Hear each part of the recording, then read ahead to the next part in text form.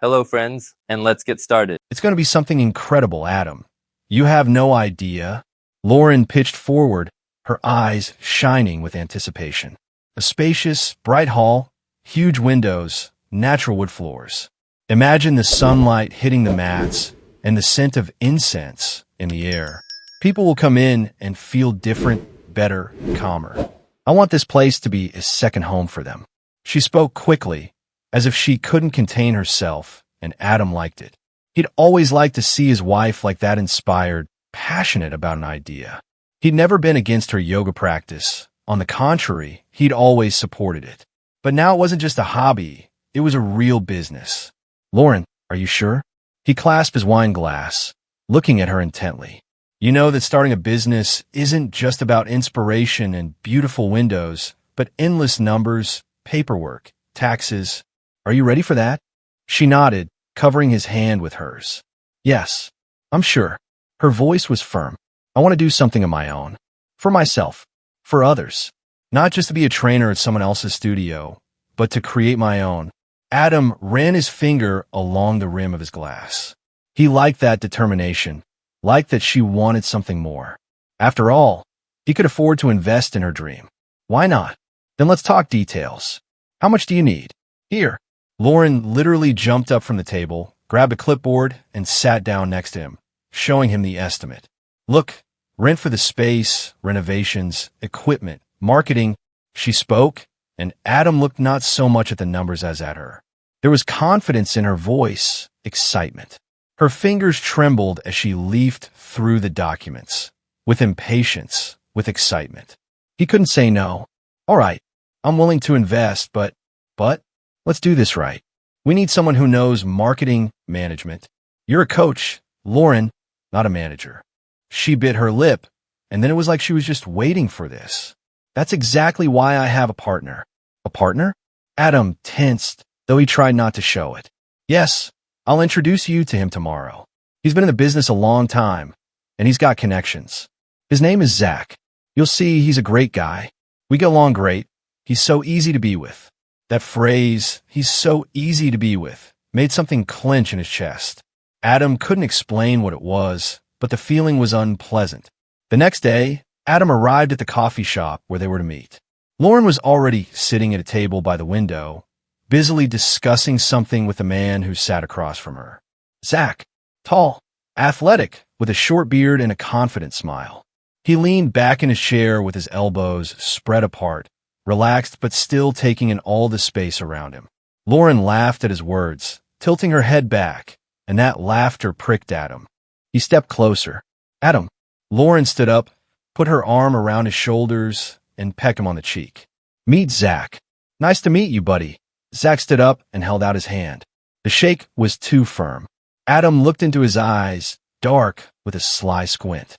He didn't know why, but already at that moment he felt something wrong. Lauren's told me a lot about you, Zach continued, relaxing his grip a little. It's a great idea to invest in this, buddy. She's a firecracker. Adam squinted, but remained silent. Zach sat down, calmly picked up his coffee cup, took a sip, looking at it over the rim. I've already picked up a few rentals. I think we can choose between 3 studios downtown. Sure, the price is higher, but it's worth it. Adam had never considered himself jealous. He was confident in himself, in his abilities, in his marriage. He believed Lauren. Believed when she told him the studio was her dream. Believed when she assured him that Zach was just a partner, an experienced businessman who would help them take their business to the next level. But something had changed, barely noticeable at first. Then, like a drop falling on the same spot over and over until a crack appeared. Lauren's running late. Zach and I have a strategy meeting, she said lightly, kissing him on the cheek before she left. We're thinking about how to expand our client base. Or, I'll stop by the office after yoga. I need to approve the commercial. Zach has it all set up. Or, honey, I'm so tired. I had such a productive meeting with Zach today. He's really good. Zach's name came up too often. Too much Adam wasn't one to succumb to paranoia, but his intuition had never failed him. He didn't like the way Lauren talked about her partner, with ease, with some special tinge in her voice. It was subtle, almost imperceptible, but he could feel it, There was something in her gaze that wasn't meant for him. Once, when she'd come home late, he'd noticed how quickly she put her phone away in her bag, as if she didn't want him to see the screen. "How was your day?" he asked. "Oh, great. Zach and I dash," she trailed off, as if surprised at how easily his name came off her lips. "Anyway, a lot of work. Why did you change the password on your phone?" She froze for a second. "I'm sorry. The password. It's different." "No, it's just to be safe. You know I don't like anyone going through my phone." He nodded silently, but something inside him clenched. The next time anxiety flared up was when he took her phone by mistake. They had dinner at home. Lauren got up to clear the plates and left her phone on the table. Adam picked it up. He wanted to watch the news, as always, but the screen immediately locked. "Hey, that's mine." Lauren came over immediately, took the device, and slipped it into his pants pocket. "I just wanted to... I don't like it when someone takes my stuff without asking." Her voice was steady, but too tense. It hadn't been like this before.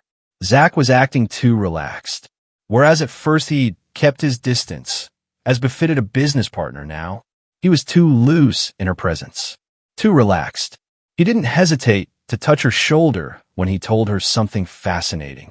He laughed loudly, candidly, sometimes throwing her glances that seemed more than friendly to Adam.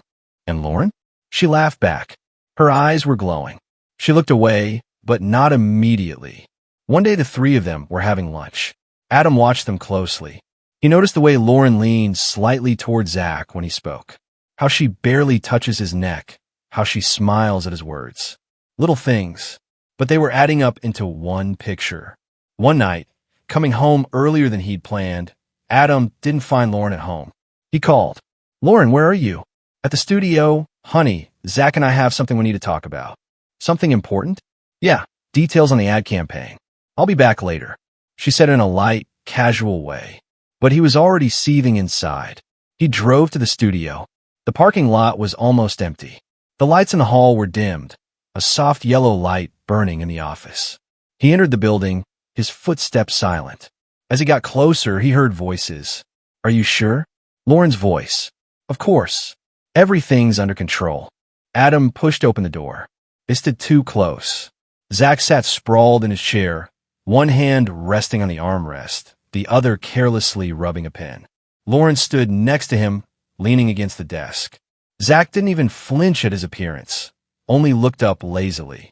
"Hey, buddy, we were just discussing financial reports." Lauren flinched. "Adam," she straightened quickly, tucking her hair behind her ear. He slowly shifted his gaze to her. She nervously adjusted the sleeve of her sweatshirt, avoiding his gaze.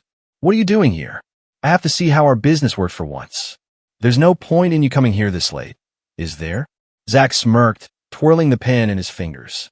His relaxed attitude pissed Adam off, and he clenched his teeth in anger. Lauren took a step toward him. "Adam, you have to trust me. It's not like we're just husband and wife now. We're business partners." He stared at her for several long seconds. Trust. The words sounded like mockery. He turned around and walked out.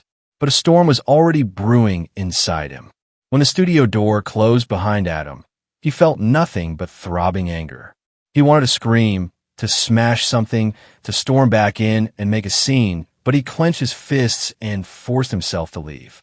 The loud scraping of keys in the lock, the barely audible humming of lamps in the hallway, everything was annoying. Everything sounded louder than usual. In the parking lot, he sat in his car and stared in front of him without turning on the engine. Everything was jumbled up in his head. Every moment, every detail, every seemingly random glance Lauren had bestowed on Zach now fell into place. Adam ran a hand over his face, trying to calm himself. What did I miss? How could I have been so blind? He mentally repeated. Then suddenly it hit him. The cameras. When they'd opened the studio, he'd insisted on installing security cameras. Not out of mistrust, but just for safety. He couldn't remember if anyone had used them after they opened. They were connected to a cloud archive that only he had access to. Without wasting any more time, Adam started the engine and headed home. The whole drive was like a blur. He found it hard to concentrate, his hands sweating, his fingers twitching nervously. At home, he immediately turned on his computer, launched an application, and logged in. Password. What was his password? A few tries, and there, access opened. Squares from the cameras appeared on the screen. One in the halls, another in the hallway, an office.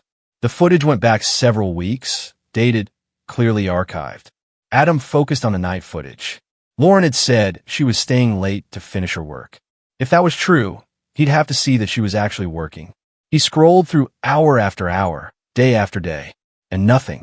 Lauren would come and go, sometimes staying late, but it all seemed innocent. He was about to turn off the tapes when he noticed a strange thing. The tape would turn off for a few minutes and then turn back on, but Lauren was no longer in the frame.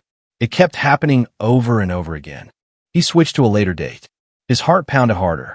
Zach was visible on the tape. He was entering the office with a bottle of wine. A few minutes later, Lauren appeared. They stood talking, laughing. Zach stepped back to the door and locked it. Adam hovered his cursor over the screen, zooming in. Laughter. Touching. On the screen, Zach put his hand on Lauren's shoulder, then ran his hand through her hair. She didn't pull away. Instead, she took his hand, pulling him closer. Adam watched in silence, unable to believe his eyes. They began to kiss. He felt cold. He got up from the table, feeling his legs wouldn't hold up. At first he thought it was a mistake, that he was looking at the wrong date. But it was their office, it was Lauren. Her. She was pulling Zach to the back of the room, outside the cell. He slowly sat back down, took a breath, and turned on the next tape. Then another. The laughter. The touching. The same pattern. Each time she closed the door behind him. Each time they were alone. His chest felt like it was being squeezed. He felt like there was less air in the room. He closed his eyes for a moment, but the image came back to him again and again. Lauren kissing Zach, Lauren tugging on his hand. Adam tried to pull himself together. Swear words resounded in his head, but he didn't say them out loud. Anger, betrayal, pain swept over him, but he held on. He held on with all his might. He didn't know what to do, but one thing was certain. To make a scene now was to lose. He closed the laptop. His hands were shaking. There was a ringing in his ears. Adam, you have to trust me. Lauren's words sounded like a sneer. Trust. This storm was just beginning. Adam sat in the darkness of his office, staring into the screen of his laptop. The recent camera footage was still in front of his eyes. Lauren, Zach, their laughter, their touch. His chest tightened, his fingers clenched into fists.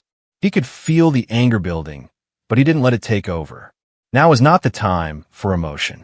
Now was the time for action. He opened the paperwork for the studio. Lauren had never understood the legal intricacies. At the beginning of the business, she'd signed the paperwork without getting into the details, trusting her husband completely. He thought it was their business together. Now it's become his weapon. The studio belonged to both of them. All the accounts, all the contracts, nothing could happen without his signature. Adam opened the bank account control panel. A few clicks and access to funding was blocked. Company cards frozen. The money Lauren had been spending on inventory purchases, rent, and advertising was now under his control. The next step was suppliers. He picked up the phone and started calling contacts. Large companies that supplied mats, yoga blocks, scented oils, everything the studio needed to operate. Good afternoon. This is Adam, co-owner of Lotus Balance. We're reviewing our financial strategy, temporarily freezing all orders. Yes, I confirm. Yes, by personal order. He could hear a note of bewilderment in the voices of the people on the other end of the line, but he didn't care. The equipment's not coming. Supplies would start running low soon. Then he opened his email. Legal department. The studio lease agreement. Without his signature, Lauren couldn't renew the contract or make changes. He wrote a letter to the owner of the space. Please temporarily suspend any changes to the lease agreement.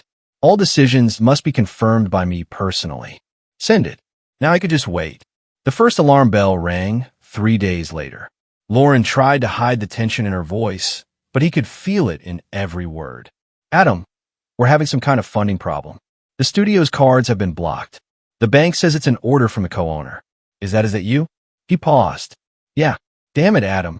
Lauren exhaled sharply. What are you doing? We have a big order tomorrow, and I can't even pay for advertising.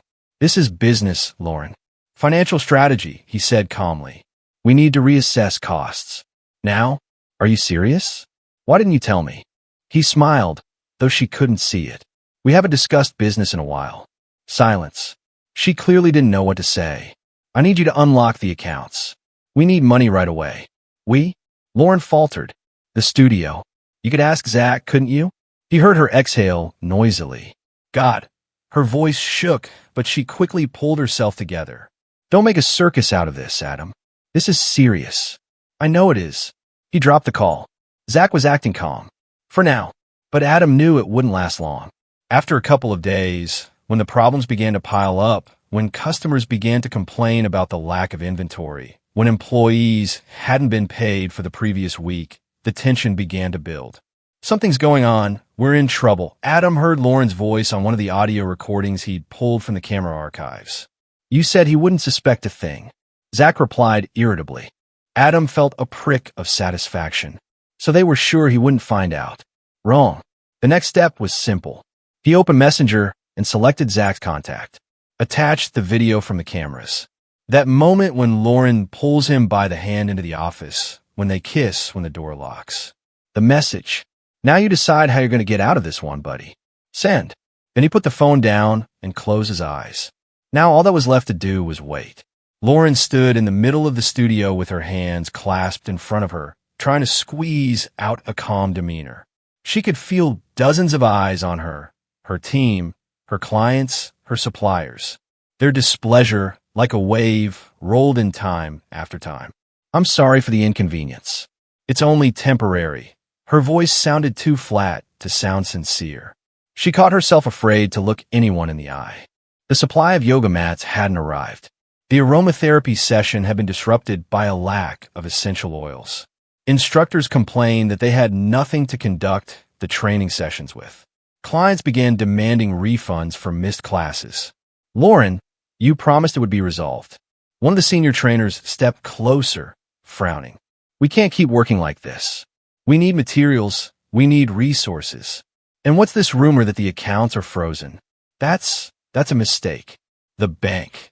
She hesitated, realizing she couldn't tell the truth. We're just reviewing our financial strategy. I'll have it all sorted out in the next few days. But it sounded hollow, and she knew it. Lauren flew into the office. Zach was sitting at his office desk, resting his feet unceremoniously on a glass surface, chatting on the phone. His whole look said, I'm here by mistake. He clicked the pen with irritation and finally hung up on the desk.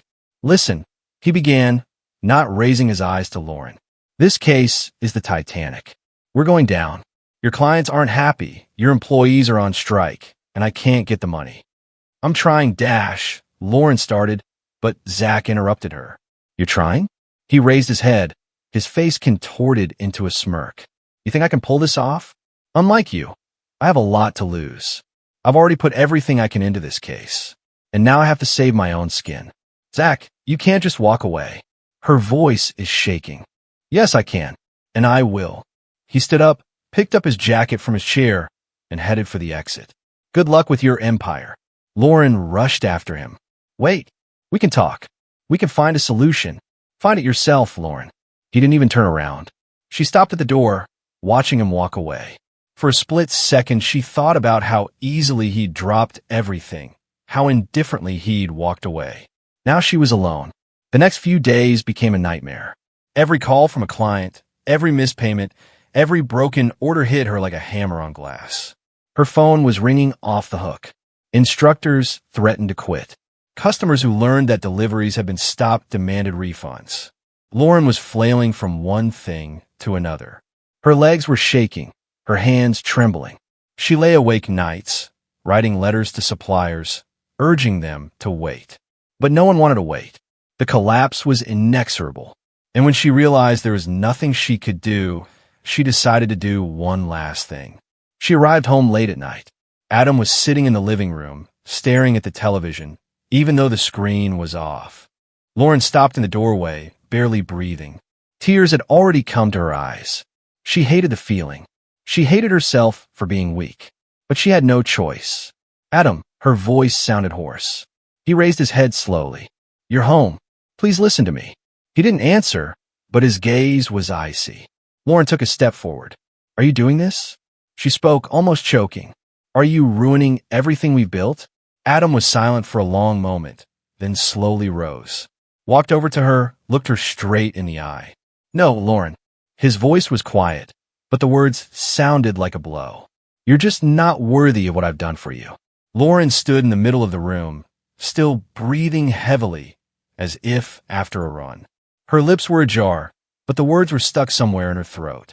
Adam looked at her with an icy calmness, as if the person in front of him was a stranger he no longer knew. "Adam, please," her voice trailed off. "Go away, Lauren," he repeated. He turned around, took another slow sip of whiskey, set the glass back on the table defiantly calmly. There was no anger or rage in his movements, just a calculated, frightening coldness. "We need to talk." She lunged forward, tugging at the edge of his shirt. Adam slowly lowered his eyes to her hands, then looked at her again. "About what?" His voice sounded like he really didn't understand why she had come. "About us. About the studio."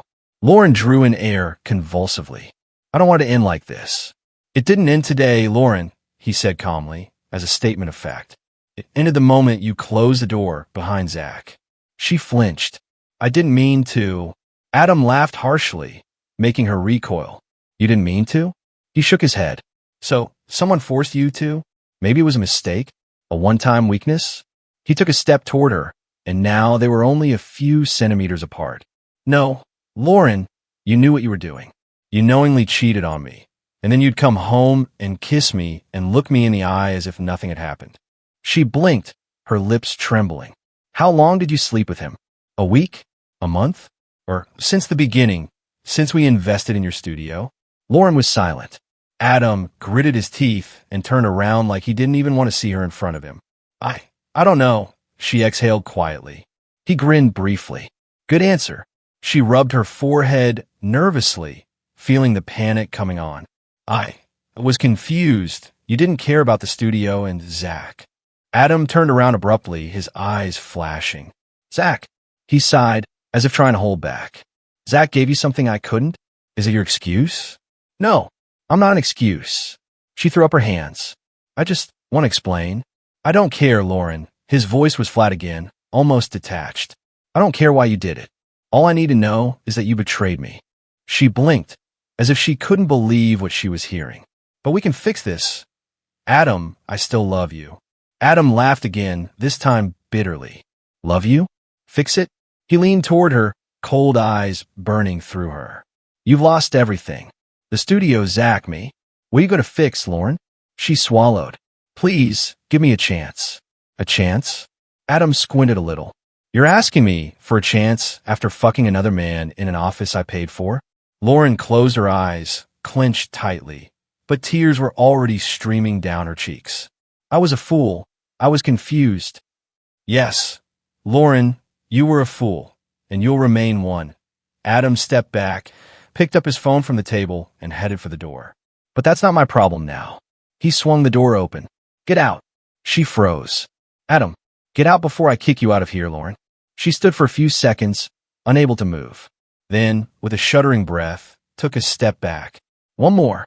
Adam didn't look at her again. She stepped out. The door slammed shut. It seemed to her that her whole life crumbled along with that sound. A few weeks later, Lauren stood on the sidewalk, staring at the massive glass doors of her studio. Not so long ago, they had swung open for clients, letting people into a space filled with light, the scents of essential oils, and the sounds of relaxing music. Now a sign hung on the glass. Closed. Business liquidated. She couldn't bring herself to look away. The wind swayed the tattered advertising banner at the entrance. It flapped as if it were mocking her. Just like this whole situation, Lauren approached slowly, running her fingertips over the cold glass. Through it she could see the empty hall. The floors she had so carefully chosen were now covered in dust. The shelves that had held rolled-up mats were empty. The receptionist's desk gaped with desolation. All the paperwork, the machinery, the cash register were gone, carted away by bailiffs for debt. How could this have happened? Her studio, her dream, everything she'd built, destroyed. She tried to take a deep breath, but the air stuck in her chest. Her bank account was frozen. She'd spent the last 3 days making endless phone calls, trying to find some support. "Lauren, there's nothing we can do." the lawyer told her, rubbing the bridge of her nose tiredly. All of your contracts have been canceled. You're in debt to your suppliers and your landlord. I can negotiate. I need time. The bank won't give you time. They don't care anymore. Her hands were shaking when she finished this conversation. She called the bank, to no avail. She called the court, to no avail. She even tried to contact Zach. He didn't answer. She went to his house. Some girl chewing gum answered the door. Zach's here? The girl snickered. Oh, you're his ex? Lauren froze. What? He moved out 2 days ago. Went to Miami. Said he needed a break from the drama. Lauren took a moment to find something to say. Zach disappeared. Just gone, cutting her out of his life as easily as pulling a card out of a house of cards. She felt an icy dread creep under her skin. Everything had collapsed. The business. The money. Now Zach as well. Now, she stood looking at her studio. She had once envisioned how she would welcome clients here, how she would expand her network, open new branches, how she and Adam would celebrate success together. But now it was over. Adam. She pulled out her phone, frantically scrolling through her contacts. Finding his name, she pressed ring. A beep. 1, 2, 3. No answer. She gritted her teeth. Wrote a message. Please forgive me. She stared at the screen, waiting for a response. 5 seconds. 10. 15. The phone vibrated. A message had arrived. She held her breath, opening it. The divorce papers will be ready on Friday. You'll sign them, and I don't want to know anything more about your existence. Lauren dropped the phone. Friday. Divorce. This was the end. The wind continued to sway the advertising banner. The glass doors remained closed. Adam was gone. The business was ruined. Zach was gone. It's over. And that's where today's story ends. Thank you for watching to the end. If you enjoyed it, don't forget to like and comment. We'd love to discuss this story with you. See you in the next video.